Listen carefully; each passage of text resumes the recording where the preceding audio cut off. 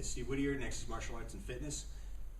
Talking about Muay Thai, I'm going to go over a quick explanation of the mechanics on the Thai knee and show you a couple basic applications of it. Right? First thing, in a Muay Thai knee, a lot of times you'll see people still will keep their supporting leg planted and their knee is coming upwards. Okay?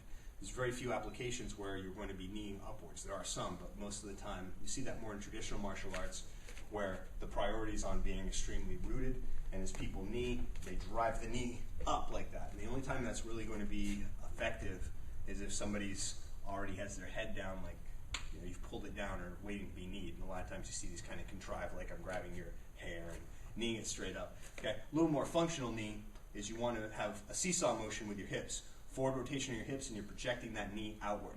So from here, if I just do it for form first, I'm going to step up on the ball of my foot. Because it's a linear technique, my toes are going to be pointed forward, and from here I want to extend.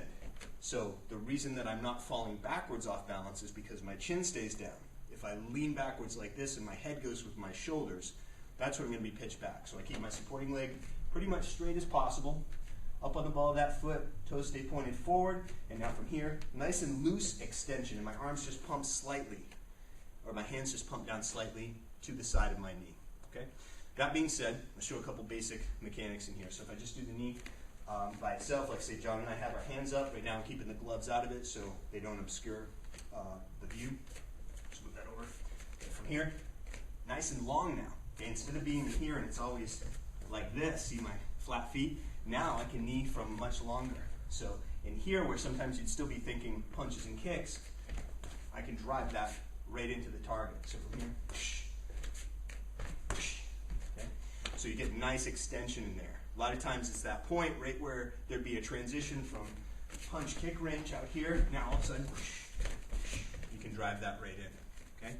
The grab that I just did too also works. Right? I wouldn't be able to use my thumbs, obviously, with boxing gloves on, but right from here, very possible at any point for me to use the curvature of the gloves and just cover so he's not hitting me on my way in. So from here, move. So I get that little pulling motion. Usually people resist that.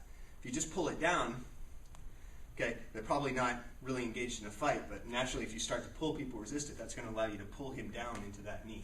So again, from here, like that. Always good rotation forward.